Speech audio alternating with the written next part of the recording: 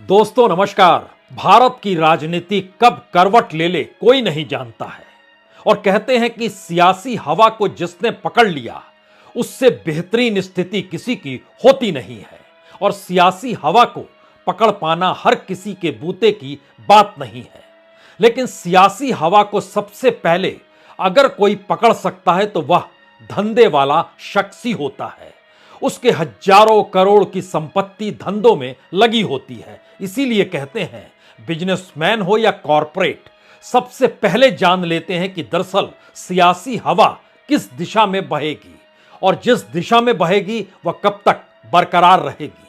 तो क्या राजनीतिक हवा इस देश के भीतर में बदलने लगी है या फिर कॉरपोरेट के भीतर एक डर समाने लगा है कि अगर राजनीतिक सत्ता बदल गई तो उसकी परिस्थितियां बदल सकती और खास तौर पर मौजूदा वक्त में मोदी सत्ता के करीबी अडानी को यह क्या लगने लगा है कि राजनीतिक हवा बदल तो नहीं जाएगी। क्या वाकई ऐसी परिस्थिति इस देश के भीतर में आने लगी है जहां पर कॉरपोरेट को यह महसूस होने लगे कि अगर राजनीतिक सत्ता बदली तो उसके हाथों से सब कुछ छिन तो नहीं जाएगा, क्योंकि कॉरपोरेट अगर राजनीतिक प्यादे के तौर पर काम कर रहा हो और राजनीतिक फंडिंग के तौर पर उसकी पहचान जग जाहिर हो चली हो या फिर सत्ता से उसके संबंध छुपे हुए ना हो, तो फिर कोई कॉरपोरेट या कोई भी धंधे वाला शख्स यह कतई नहीं चाहेगा कि अगर सियासी हवा बदल रही है तो वह उस शख्स के साथ खुद को जुड़ा हुआ दिखा दे जिसके जरिए उसने अपने नेटवर्थ को कई गुना ज्यादा बड़ा कर लिया है।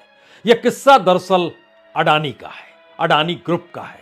क्योंकि पहली बार अडानी को क्यों याद आ गए राजीव गांधी और उनकी एक्सपोर्ट पॉलिसी, उन्हें क्यों याद आ गया पीवी नरसिम्हा राव का दौर जब मनमोहन सिंह वित्त मंत्री हुआ करते थे और उस दौर में इकोनॉमिक रिफॉर्म या आर्थिक सुधार जो देश में हुए वह उन्हें क्यों याद आ गए।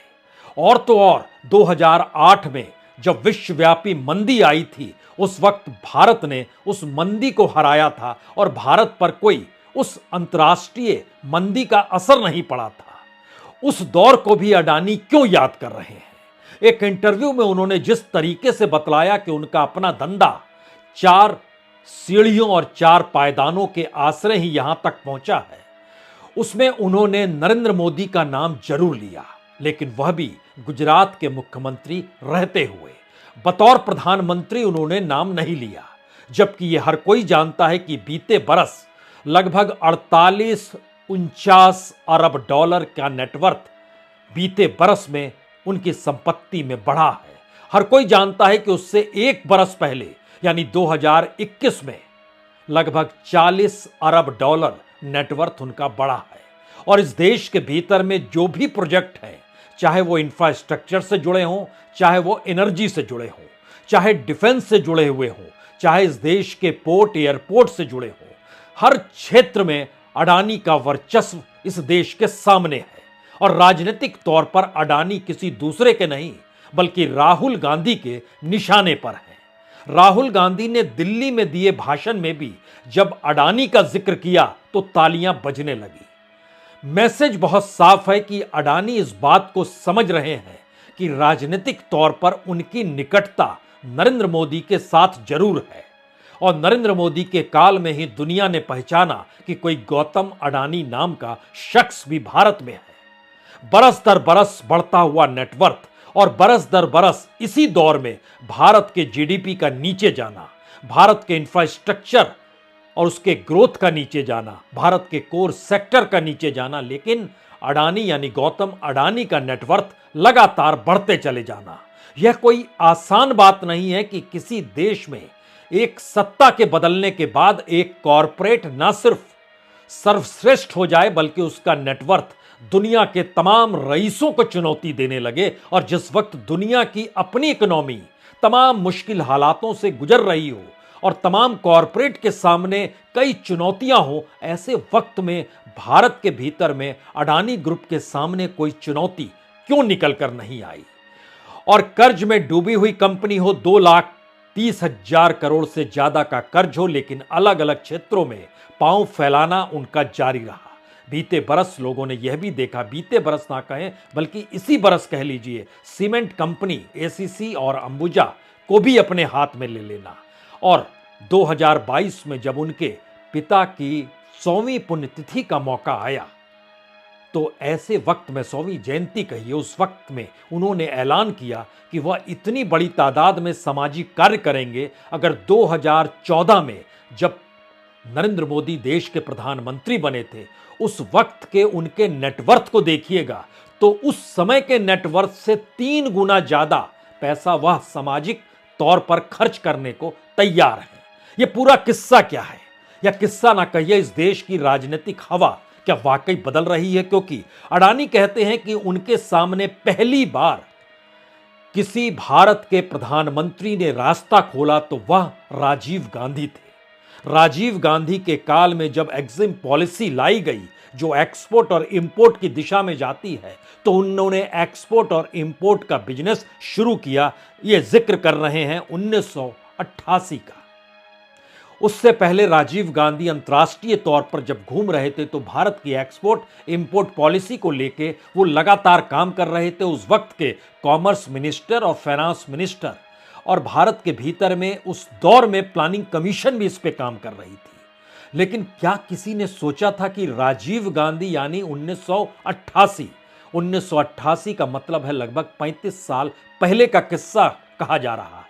उस वक्त की अर्थव्यवस्था में सुधार लाने की प्रक्रिया जो कांग्रेस की सरकार और राजीव गांधी प्रधानमंत्री थे, उस पॉलिसी ने अडानी को लाभ पहुंचाया। और अगर वो ना होते तो मेरी शुरुआत ही ना होती। इस बात का जिक्र और कोई नहीं, मौजूदा वक्त में देश के सबसे रईस शख्स गौतम अडानी कर रहे हैं। एक इंटरव्यू में इस बात का जिक्र कर रहे हैं। तो क्या यह सब कुछ यूं ही हो रहा है? उसके बाद उनके जीवन का दूसरा स्टेज जो था वह पीवी नरसिम्हा राव और मनमोहन सिंह के काल का था। उस दौर में जो इकोनॉमिक रिफॉर्म इस देश में हुए, उन्होंने उनको मल्टीनेशनल बना दिया, यानी अंतर्राष्ट्रीय तौर पर उन्होंने अपने बिजनेस को फैलाया, अपने धंधे को फैलाया और उनका नेटवर्थ बढ़ने लगा। लेकिन उस दौर में उनके धंधे का भी नेटवर्थ देखिएगा तो भारत में फोर्ब्स की जो लिस्ट आती है उसमें उनका नाम आपको नहीं मिलेगा। यानी वो इतने ताकतवर तब भी नहीं हुए थे। उसके बाद चीमन भाई पटेल के दौर में उन्हें मुंद्रा पोर्ट की क्लीन चिट मिली और केशु भाई ने उसमें चंद पर और लगा दिए। दोनों गुजरात के मुख्यमंत्री थे और इससे पहले नेशनल हाईवे पर ही धंधा हुआ करता था, यानी उसके जरिए बिजनेस भारत के एक छोर से दूसरे छोर तक रेंगता था, चाहे वो दिल्ली से मुंबई हो, दिल्ली से अहमदाबाद हो, मुंबई से अहमदाबाद हो, अहमदाबाद से बेंगलोर हो। लेकिन पहली बार पोर्ट का रास्ता मुंद्रा पोर्ट के जरिए खुला और चीमन भाई से होते हुए केशु भाई पटेल, ये इनके जीवन में तीसरे पायदान के तौर पर इन्होंने याद किया। देखिए, नरेंद्र मोदी का नाम अभी तक नहीं आया है क्योंकि नरेंद्र मोदी अभी राजनीतिक तौर पर उस उड़ान की शुरुआत उन्होंने की। लेकिन 2001 में जब नरेंद्र मोदी गुजरात के मुख्यमंत्री बने तो उन्होंने खुले तौर पर कहा कि उन्होंने जो उद्योग और रोजगार को बढ़ाया और उसे ही अब राष्ट्रीय अंतर्राष्ट्रीय तौर पर बतौर प्रधानमंत्री बढ़ा रहे हैं। लेकिन वह याद करते हैं 2001 में गुजरात के भीतर इंडस्ट्री और रोजगार का जिक्र उन्होंने किया है। और बहुत महत्वपूर्ण है इन तीनों परिस्थितियों को परखना, क्योंकि जिस इकोनॉमिक रिफॉर्म को पीवी नरसिम्हा राव और मनमोहन सिंह की जोड़ी ने इस देश के भीतर लेकर आए, उस मार्केट इकोनॉमी में अडानी सरीखे सैकड़ों लोग होंगे, सैकड़ों ना कहिए उससे भी ज्यादा लोग होंगे, जो कि उस बिजनेस में धीरे धीरे उनके लिए एक बाजार खुला। और भारत जो है उस समाजवादी विचारधारा को दरकिनार कर, जो पूरे के पूरे इससे पहले राजीव गांधी को भी उसके दायरे में लिया जाता है और कहा जाता है 91 के बाद से ही भारत की इकोनॉमी ने सही मायने में उस पर को पकड़ा जो अंतर्राष्ट्रीय तौर पर आज की परिस्थिति में भी कैपिटलिज्म को मान्यता देती है। उससे पहले सोशलिज्म चली आ रही थी, चाहे नेहरू का काल हो, शास्त्री का काल हो, इंदिरा गांधी का दौर हो, राजीव गांधी का दौर हो। इसलिए ध्यान दीजिए, नेशनलाइजेशन इंदिरा गांधी ने जो किया, राजीव गांधी ने उसको खत्म नहीं किया, लेकिन उसकी शुरुआत डिसइन्वेस्टमेंट के जरिए पीवी नरसिम्हा राव के काल में हुई। लेकिन राजीव गांधी का जिक्र अपने बिजनेस के शुरुआती दिनों से गौतम अडानी जोड़ रहे हैं। जोड़ने दीजिए, क्या राजनीतिक तौर पर इस देश की हवा में वो कोई बदलाव देख रहे हैं, या वो समझ गए हैं कि जितना नेटवर्थ उन्होंने खड़ा किया है और जितना नेटवर्थ उनके पास है, अगर राजनीतिक परिवर्तन होता है तो उन्हें कांग्रेस के साथ भी खड़े होना होगा, या कांग्रेस उन्हें मान्यता तभी देगी जब वो राजनीतिक और सियासी दोनों तौरों पर उनके साथ खड़े हो जाए, जैसे मौजूदा वक्त में वह नरेंद्र मोदी के साथ खड़े हैं। यह उनकी स्ट्रेटजी का हिस्सा है या संकेत ऊपर से दिया गया, जिन्होंने नेटवर्थ बढ़ाया, इस देश की संपत्ति को गौतम अडानी के हाथों में सौंपने की एक लंबी प्रक्रिया है। कहीं कहीं बिड भी लगी, ऐसा नहीं है, और ऐसा भी नहीं है कि सिर्फ प्रधानमंत्री मोदी ने ही चीजों को उनके सामने थाली में परोस दिया। इस दौर में ममता बनर्जी के साथ भी हल्दिया पोर्ट को लेकर समझौता हुआ, बाद में तेजपुर पोर्ट में तो बिड लगाई गई। इसी तरीके से गहलोत सरकार में भी उन्होंने सोलर एनर्जी पर काम करना शुरू किया और सोलर एनर्जी का बिड भी उनके हिस्से में आ गया और वहां भी उन्होंने शुरू कर दिया अपना काम। माइंस को लेकर वो छत्तीसगढ़ भी गए, जहां कांग्रेस की सत्ता, गहलोत की सत्ता। लेकिन इन दोनों तीनों परिस्थितियों के बीच नई स्थिति यह है कि आप उस स्थिति को याद कर रहे हैं जिस दौर में आप कहीं नहीं थे, और मौजूदा वक्त में आप हर तरफ हैं, और उस दौर को याद करके इस बात की नींव को मजबूत करना चाहते हैं कि हम एक बिजनेसमैन हैं और राजनीतिक तौर पर हमें कोई लाभ नहीं मिला। हां, नरेंद्र मोदी और हम एक ही राज्य से आते हैं, इसलिए हमें लाभ मिला। गुजरात और गुजरात के उद्योगपतियों की एक लंबी फहरिस्त है भारत के भीतर में। भारत के भीतर में अगर आप 30 टॉप उद्योगपतियों का जिक्र करेंगे तो आपको जानकर हैरत नहीं होनी चाहिए, उसमें से 20 उद्योगपति गुजरात के ही हैं। और 20 उद्योगपति अगर गुजरात के टॉप में आते हैं तो इसका मतलब बहुत साफ है कि भारत के भीतर में कॉरपोरेट की प्रतिस्पर्धा खत्म हुई और राज्यों के भीतर से उन्हें लाभ पहुंचाने की सोच बड़ी हुई, और गाहे बगाहे उसमें सर्वश्रेष्ठ और सर्वपरिणाम अगर गौतम अडानी का है तो इससे अब चूक होनी नहीं चाहिए। लेकिन एक क्षण के लिए जरा यह समझिए, अगर राजनीतिक तौर पर कोई कॉरपोरेट राजनीतिक निशाने पर हो, यानी राहुल गांधी जब इस बात का जिक्र करते हैं कि मोनोपोली हो चली है हर क्षेत्र में, जिस तरीके से अंबानीज और अडानीज का कब्जा है उसमें कोई दूसरा बच नहीं पा रहा है, तो मैसेज बहुत साफ है।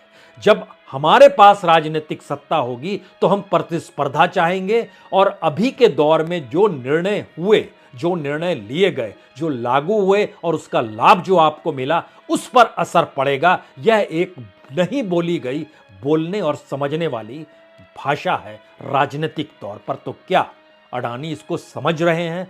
यह डर है, या राजनीतिक हवा इस देश की बदल रही है, यह डर है। क्योंकि जैसे ही राजनीतिक मंचों पर अंबानीज और अडानीज का नाम याद कीजिए, जब केजरीवाल लेते थे तब भी तालियां बजती थी और सत्ता उनके पास आई, यह अलग मसला है, अब वो खामोश हो गए। अभी राहुल गांधी विपक्ष की भूमिका में है और वो सत्ता की दिशा में बढ़ते हुए कदम लगातार बढ़ा रहे हैं, और राजनीतिक तौर पर जैसे ही नाम किसी कॉरपोरेट का लेते हैं जो मोदी सत्ता के करीब है, जनता तालियां बजाती है। इस तालियों के पीछे के उस आक्रोश को समझिए जो भारत के भीतर में बेरोजगारी, महंगाई और मुश्किल हालात आर्थिक तौर पर देश के सामने खड़ा कर चुका है। और आरबीआई की 24 घंटे पहले ही आई 26वीं रिपोर्ट बतलाती है इस देश के सामने इकोनॉमी को लेकर कितने मुश्किल सवाल हैं, और अंतर्राष्ट्रीय मंदी, विश्वव्यापी मंदी जो है वह भारत को अपने चपेट में लेगी, यह आरबीआई कह रही है। लेकिन अडानी जिक्र करते हैं मनमोहन सिंह के काल का कि देखिए 2008 में भी विश्वव्यापी मंदी आई थी, लेकिन भारत ने उसे पराजित कर दिया। तो क्या मनमोहन सिंह की इकोनॉमी का 2008 का काल और 2022 जो बीत रहा है, इस दौर में नरेंद्र मोदी की इकोनॉमी की परिस्थिति, क्या दोनों एक समान है? और उस वक्त आरबीआई को जिस लिहाज से मनमोहन सिंह ने खड़ा किया था और मौजूदा वक्त में आरबीआई जिस रिपोर्ट को दे रही है, एक क्षण के लिए उस रिपोर्ट के 5-6 हिस्से को समझिए। आरबीआई की जो 26वीं रिपोर्ट है, इसको FSR रिपोर्ट कहते हैं, हिंदी में इसको कहते हैं वित्तीय स्थिरता रिपोर्ट। इस रिपोर्ट में जिक्र किया गया विदेशी निवेश गिर रहा है, गिर चुका है 2022 में। व्यापार घाटा बढ़ रहा है, सबसे ज्यादा बढ़ गया है 2022 में। कीमतें बढ़ी हैं, सबसे ज्यादा बढ़ी हैं 2022 में। रेपो रेट हमें बढ़ाना पड़ा है कीमतों को स्थिर करने के लिए, और उससे ईएमआई पर असर पड़ा है 2022 में। जो क्रिप्टो करेंसी है उसमें अगर निवेशक जाएंगे तो निवेशकों की सुरक्षा को लेकर बड़े मुश्किल हालात पैदा हो सकते हैं 2022 में। और राज्यों की जो सब्सिडी राजनीतिक तौर पर इस दौर में जो बढ़ती चली जा रही है, उसकी रफ्तार इतनी ज्यादा है कि 19-20 में अगर ये 7.8% था ओवरऑल, तो 21-22 में ये 8.2% हो गया, जो अब और बढ़ रहा है। और ये मानकर चलिए कि नेक्स्ट फाइनेंशियल ईयर के आते आते यह लगभग 8.5% तक पहुंच जाएगा सब्सिडी। तमाम नेगेटिविटी के साथ एक लाइन और कहते हैं कि मंदी का खतरा मंडराने लगा है। लेकिन मंदी का खतरा आरबीआई को दिखाई दे रहा है, लेकिन मंदी का खतरा अडानी को दिखाई नहीं दे रहा है। वो कह रहे हैं कि भारत उसे भी मात दे देगा, क्योंकि 2008 में मनमोहन सिंह ने उसे मात दी थी। उनकी इकोनॉमिक पॉलिसी, यानी इकोनॉमिक पॉलिसी के ढांचे में मौजूदा मोदी सत्ता की इकोनॉमिक पॉलिसी का जिक्र नहीं हुआ। जिक्र हुआ राजीव गांधी के एक्सपोर्ट इंपोर्ट एग्जिम पॉलिसी का, जिक्र हुआ पीवी नरसिम्हा राव और मनमोहन सिंह की जोड़ी के इकोनॉमिक रिफॉर्म का, जिक्र इस दौर में हुआ मनमोहन सिंह की इकोनॉमी, जो कि 2008 में विश्व मंदी के सामने भी सीना तान कर खड़ी हो जाते, और जिक्र हुआ गुजरात में केशुभाई पटेल और नरेंद्र मोदी का, जिन्होंने राज्य के भीतर का इंफ्रास्ट्रक्चर व्यापार के लिए मजबूत किया, और उसका लाभ गौतम अडानी के ग्रुप को मिल गया। अब यहां पर एक सवाल हर जहन में आना चाहिए।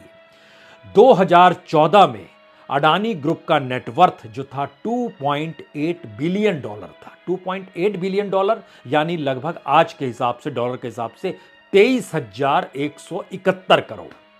और 2022 में जो पिता की पुण्यतिथि जो 100वीं, जिसका सामाजिक कार्यों के लिए दान का जो गौतम अडानी जी ने संकल्प लिया, उन्होंने कहा $7.7 बिलियन वह सामाजिक कार्यों के लिए दान करेंगे।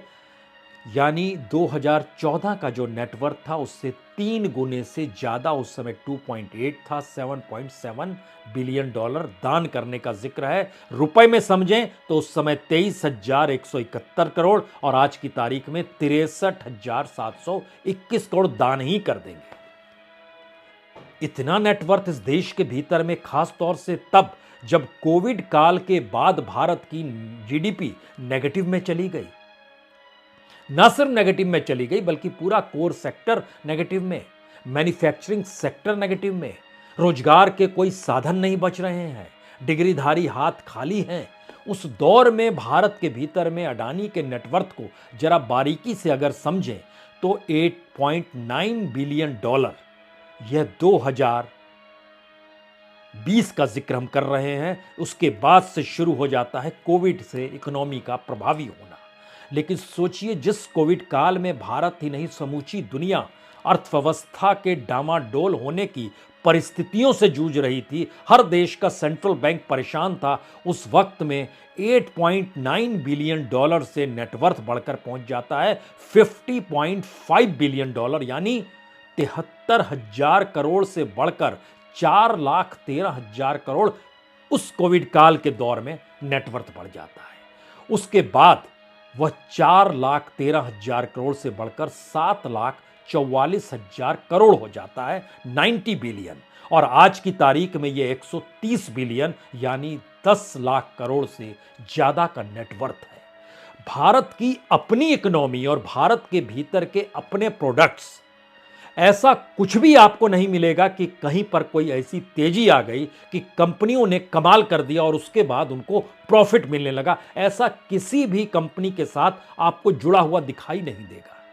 लेकिन फिर ऐसा क्या है कि 3 बरस के भीतर $8.9 बिलियन से कोई $130 बिलियन पर पहुंच जाए, और $130 बिलियन के नेटवर्थ पर खड़ा होकर वो कहे कि राजीव गांधी, पीवी नरसिम्हा राव, मनमोहन सिंह उस दौर को याद करे और कहे कि उनकी इकोनॉमिक पॉलिसी का असर था कि इस देश के भीतर में व्यापार फला फूला, अन्यथा वो कहीं नहीं होते। ये मैसेज सिर्फ बिजनेस का नहीं है, ये राजनीतिक हवा को पकड़ने की सोच है, या मौजूदा वक्त में शायद बदलती हवा के बीच हो सकता है ऊपर से ही इशारा किया गया हो कि राजनीतिक तौर से हमने जो लाभ आपको बिजनेस का पहुंचा दिया, उसके बाद सत्ता तो आती जाती रहेगी, लेकिन धंधे को बरकरार रखना है। इस बिजनेस पर ही आने वाले वक्त में भारत की राजनीति टिकी हुई है, क्योंकि अगर राजनीति के जरिए बिजनेस मिला है तो बिजनेस के जरिए भी राजनीति की जा सकती है।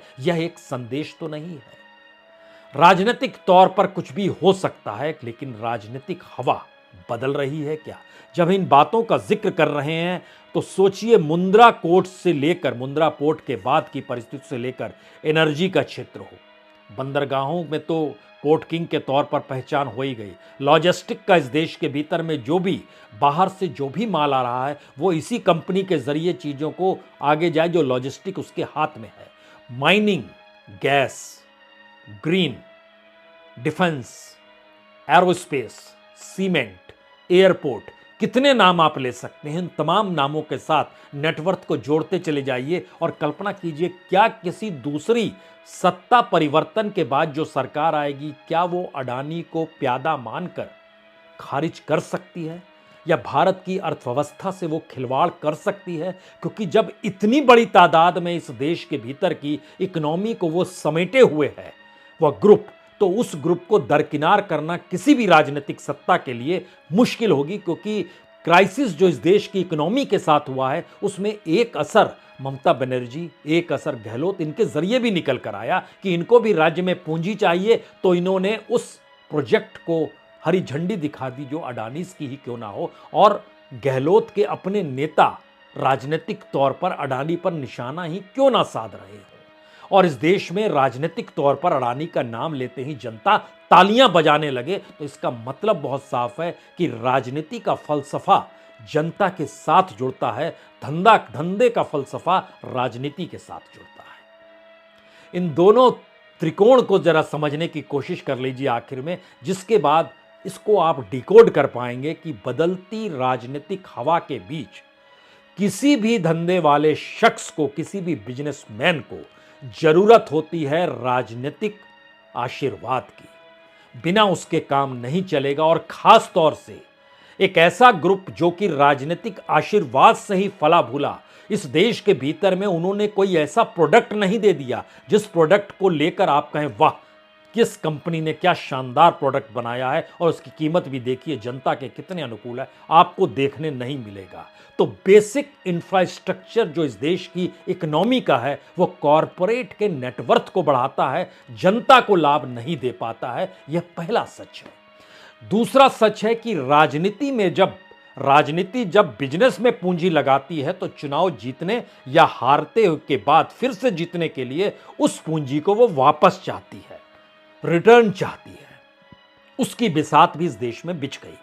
तीसरी परिस्थिति होती है कि अगर कोई कॉरपोरेट राजनीतिक निशाने पर आ जाए तो उस कॉरपोरेट का बहुत खर्चा इस बात को लेकर होता है कि दरअसल वह राजनीतिक प्यादा नहीं था, बल्कि एक बिजनेसमैन था, जैसे हर बिजनेसमैन था, और वो प्रतिस्पर्धा से आगे बढ़ा है, संघर्ष से आगे बढ़ा है। इसके लिए उसको अपना एक प्रोपेगेंडा चाहिए होता है। तो क्या एनडीटीवी का सौदा इसीलिए तो नहीं हुआ कि राजनीतिक तौर पर खुद को सही ठहराना, धंधे के तौर पर और राजनीति के बीच में उस दीवार को खड़ा कर पाना जहां पर यह महसूस आने वाले वक्त की राजनीति को ना लगे कि हमें कोई राजनीतिक लाभ नहीं हुआ, बल्कि हम तो अपने बूते आगे बढ़े हैं। शायद इसीलिए राजीव गांधी का नाम, पीवी नरसिम्हा राव का नाम, मनमोहन सिंह का नाम और इन दौर की इकोनॉमिक परिस्थितियों का जिक्र और उसी के जरिए अपने धंधे का जिक्र अगर अडानी ग्रुप कर रहा है, तो मौजूदा वक्त में